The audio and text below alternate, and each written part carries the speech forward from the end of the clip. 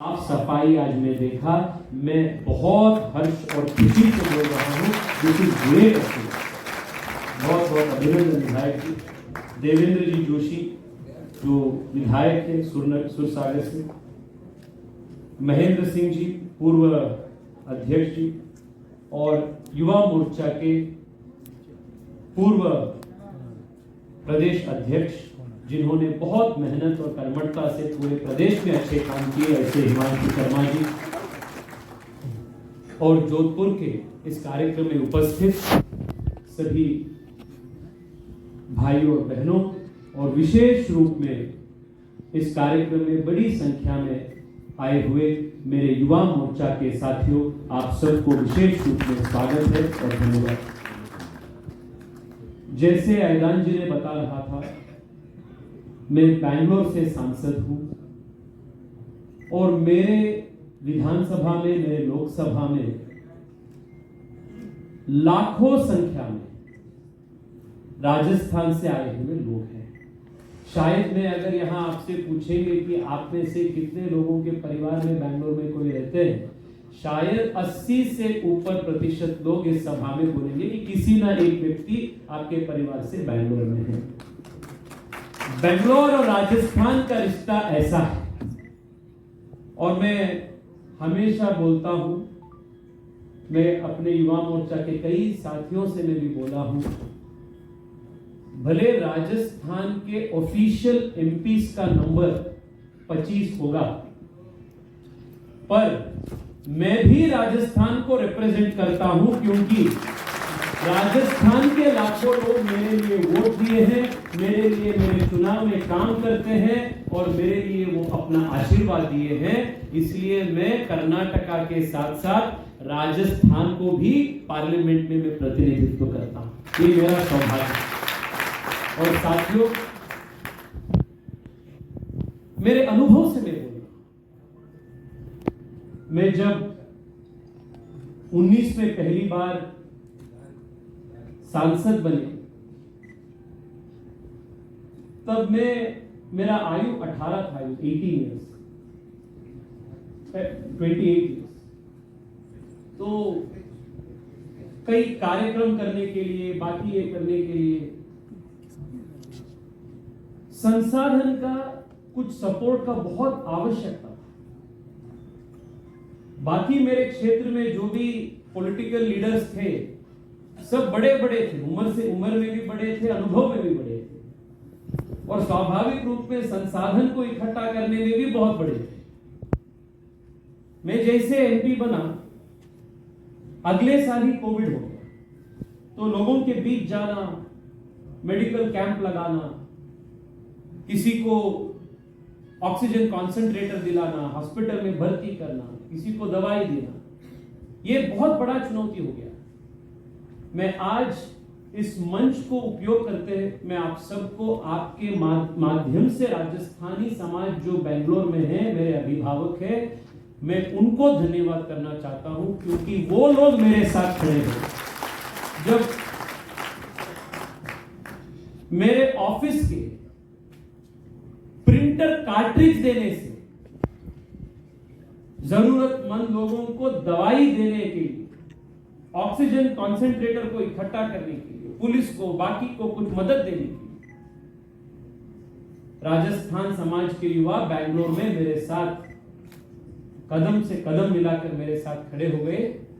और आज यदि बैंगलोर के जनता कोविड के समय में किए हुए काम के बारे में अगर आज भी वो याद रखते हैं, तो राजस्थान के, कर्नाटका के, बेंगलोर के राजस्थान समाज के युवाओं का उसमें बहुत बड़ा योगदान। साथियों, आज हम सब मोदी सरकार के 12 साल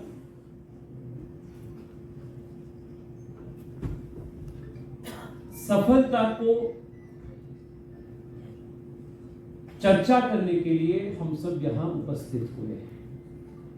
किसी एक सरकार की सक्सेस को, यश को न्यूज़पेपर एडवर्टाइजमेंट से या टीवी के एडवर्टाइजमेंट से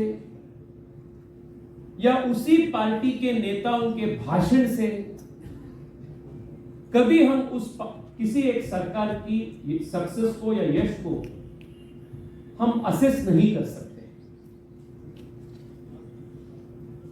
एक सरकार यशस्वी हो रहा है तो उसका सबसे बड़ा उदाहरण लोगों के जीवन में जो बदलाव होता है, जो अनुभव में चीज आता है, उससे एक सरकार के सफलता का मापदंड होता है। शंकर भाई ने जब बात कर रहे थे उनके 2014 के स्टूडेंट लाइफ के याद उन्होंने किया, मैं भी वहीं से शुरू करना चाहता हूं। 2012-2013 में जब हम न्यूज़पेपर खोलते थे, न्यूज़पेपर के हर पेज में, हर न्यूज़पेपर दो प्रकार के चीज पे रोज न्यूज आता था। एक बड़े बड़े भ्रष्टाचार, बड़े बड़े घोटाले का रोज हमें पढ़ने आता, 2G स्कैम, CWG, आप जहां देखे वहां भ्रष्टाचार होगा। देश की संपत्ति जिसपे देश के गरीबों का हक है, ऐसे हजारों करोड़ रुपए, लाखों करोड़ों रुपए लूट किया जाता था और रोज न्यूज़पेपर में देश के युवा वही पढ़ते। और दूसरे न्यूज जो हम पढ़ते थे वो देश के इंटरनल सिक्योरिटी के बाद। आप सबको याद होगा, देश में हफ्ते में एक बार किसी ना किसी भूभाग में टेररिस्ट अटैक होता था। और विशेष रूप में जब हिंदुओं का त्योहार आता था, दिवाली हो, नए वर्ष हो, किसी ना किसी एक मंदिर के बाहर एक बॉम्ब स्फोट होता। आप रेलवे स्टेशन में जाते थे या बस स्टैंड में जाते थे, अनाउंसमेंट्स होता था, अनअटेंडेड बैग है तो आप किसी पुलिस को दीजिए, ये दीजिए। ये अपना अनुभव में है। और न्यूज़पेपर में तो नक्सलिज्म से जो अटैक्स होते थे, CRPF, CISF जवानों का मौत होता था, ये रूटीन बन गया। आज 12 साल के बाद एक बीजेपी के कार्यकर्ता होने के नाते और देश के एक युवा होने के नाते मुझे इस सरकार के ऊपर अत्यंत गर्व इसलिए है क्योंकि पिछले 12 साल से एक भी भ्रष्टाचार का आरोप सरकार के ऊपर नहीं। हमें भ्रष्टाचार को ऊपर लेवल में, हाईएस्ट लेवल्स में, जहां cabinet ministers, prime minister office में बड़े बड़े लाखों करोड़ का डील होता था, उस लेवल का भ्रष्टाचार को पिछले 12 साल में नरेंद्र मोदी जी ने पूर्ण तरफ से समाप्त कर दिए हैं। ये भारतीय जनता पार्टी की सरकार की बहुत बड़ा नक्सलिज्म को हमने